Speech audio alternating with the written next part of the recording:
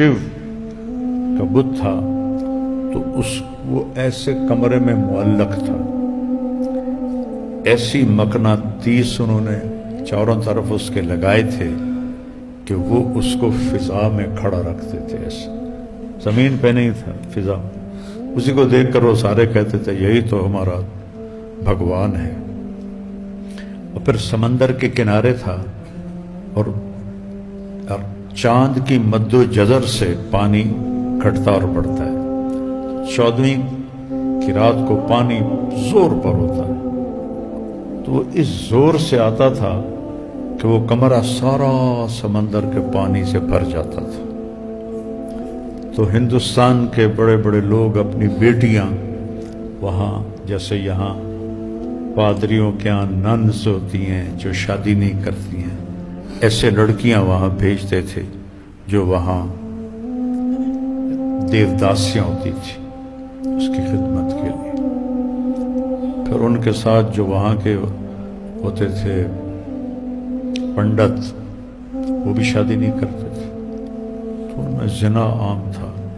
پھر جو بڑا پنڈت پروہت اس کو کہتے تھے، ان ساریوں کو کا رقص کرواتا تھا، اس میں سے جو پسند آتی تھی وہ اس کی دیوداسی بن جاتی تھی، اور جب تک اس کا دل نہیں بھرتا تھا وہ سب کی شہزادی ہوتی تھی۔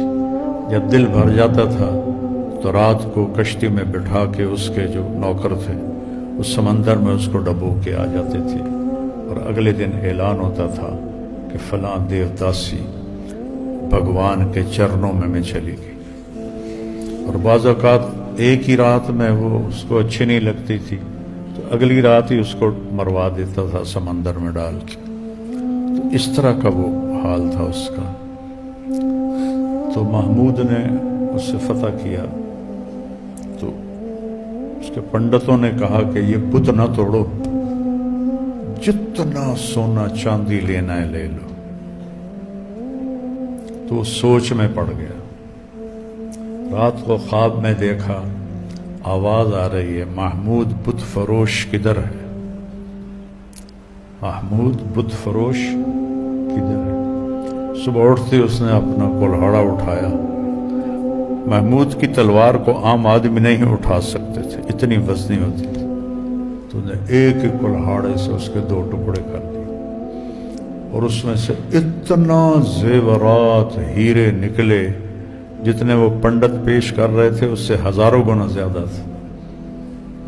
پھر اس کے ٹکڑے کر کے اس نے مدینہ منورہ بھیجے، اور مدینہ منورہ مسجد نبوی کی سیڑھیوں پر وہ اس کے بت کے ٹکڑے لگائے گئے، اور غزنی بھی لے گیا۔